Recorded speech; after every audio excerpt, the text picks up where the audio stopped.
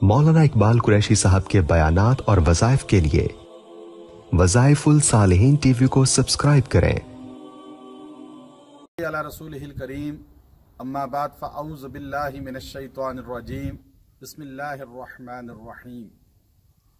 وقال النبی صلی اللہ علیہ وسلم لوددت ان اقتل فی سبیل اللہ ثم احیا ثم اقتل ثم احیا ثم اقتل، صدق اللہ العظیم۔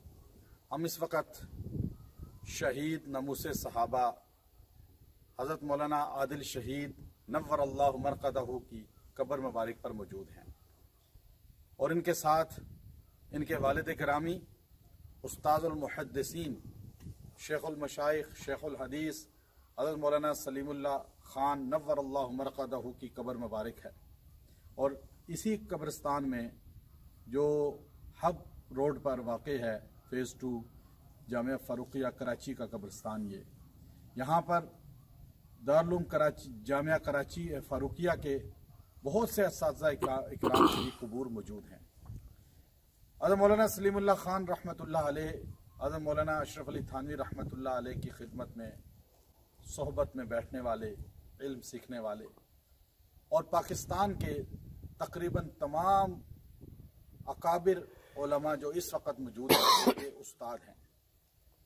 اللہ رب العزت نے آپ کو وفاق المدارس کا صدر بھی بنوایا اور آپ کو ایک بہت عالی مقام عطا فرمایا۔ آپ کے ہونہار، قابل اور متقی صاحبزادے حضرت مولانا عادل شہید رحمۃ اللہ علیہ، جنہوں نے جب اصحاب رسول صلی اللہ علیہ وسلم کی توہین اس سال محرم میں پاکستان کے اندر چند بدبختوں کی زبان سے سنی، اور میڈیا پر وہ بدبخت ظاہر ہو گئے جنہوں نے سیدنا ابو بکر صدیق رضی اللہ عنہ، سیدنا امیر معاویہ اور سیدنا ابو سفیان رضوان اللہ علیہ مجمعین کی شان میں گستاخی کی، تو آپ واحد پاکستان کے وہ نڈر عالم دین تھے کہ آپ نے تمام مسالک کو اصحاب رسول صلی اللہ علیہ وسلم کی محبت میں جمع کیا۔ بریلوی، دیوبندی، اہل حدیث جمع ہوئے لاکھوں کے مجمع کراچی میں اور اسلام آباد کی سرزمین پر اور پاکستان کے دیگر شہروں میں جمع ہو کر، اور کروڑوں لوگوں نے بتلایا کہ ہم صحابہ کے غلام ہیں، صحابہ کے لیے ہماری جانیں حاضر ہیں۔ کسی کو کیا پتا تھا چند دنوں میں تحریک ناموس صحابہ کو اس طرح اوج ثریا پہ پہنچانے والا مرد قلندر صحابہ کا ایسا سچا غلام بنے گا کہ صحابہ کی طرح شہادت کا مقام پا کر ابو بکر صدیق کے قدموں میں چلا جائے گا۔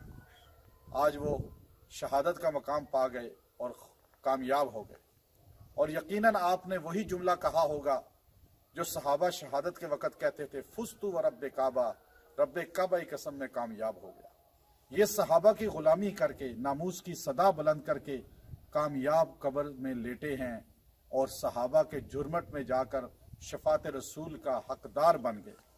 ہمیں صحابہ کی غلامی کرنی چاہیے۔ آج ان کی قبر پہ آ کے ہم اس چیز کی تجدید کرتے ہیں کہ ہم انشاءاللہ ناموس صحابہ کے لیے اور عظمت صحابہ کے لیے، ناموس رسالت کے لیے اپنی زندگی وقف کریں گے، اور ہم جان بھی دینا پڑی صحابہ کے ناموس کے لیے اور نبی علیہ السلام کے ناموس کے لیے دیں گے۔ ہماری جانیں صحابہ اور نبی صلی اللہ علیہ وسلم کے ناموس کے لیے ہیں۔ اگر نبی اور صحابہ کا ناموس کے لیے نہ ہوں یہ جانیں تو ہماری جانوں کی کوئی حیثیت نہیں۔ اللہ ہمیں ان شہداء کی شفاعت عطا فرمائے، ان علماء کی شفاعت عطا فرمائے، اور قیامت میں صحابہ کی قربت عطا فرمائے۔ وآخر دعوانا ان الحمدللہ رب العالمین۔ مولانا اقبال قریشی صاحب کے بیانات اور وظائف کے لیے وظائف الصالحین ٹی وی کو سبسکرائب کریں۔